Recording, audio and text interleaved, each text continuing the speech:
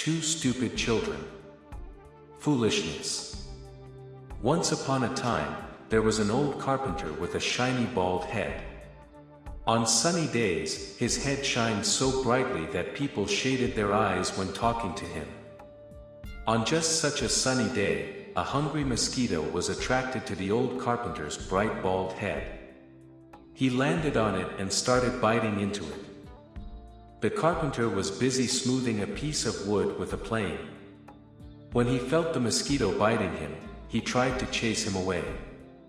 But the hungry mosquito would not leave such a good-looking meal. So the man called over his son and asked him to get rid of the stubborn pest. Unlike his father's shiny head, the son was not so bright. But he was hard-working and obedient. He said, "Don't worry, Dad, be patient. I'll kill that bug with just one blow." Then he picked up a very sharp axe, and took careful aim at the mosquito. Without thinking, he came down with the axe and split the mosquito in two. Unfortunately, after slicing through the mosquito, the axe also split the old carpenter's shiny bald head in two.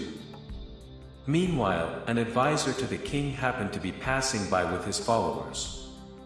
They saw what had just happened, and were quite shocked that anyone could be so stupid.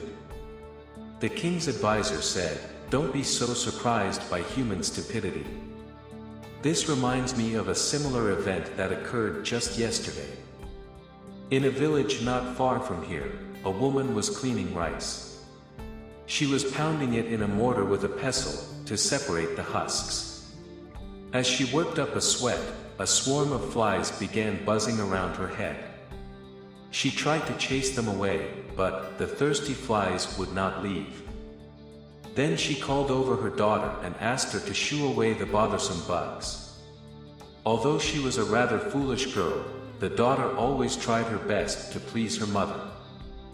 So she stood up from her own mortar, raised her pestle, and took careful aim at the biggest and boldest of the flies. Without thinking, she pounded the fly to death. But of course, the same blow that killed the fly also ended her mother's life. You all know what they say, said the advisor, finishing his story, with friends like these, who needs enemies? The moral is, a wise enemy is less dangerous than a foolish friend.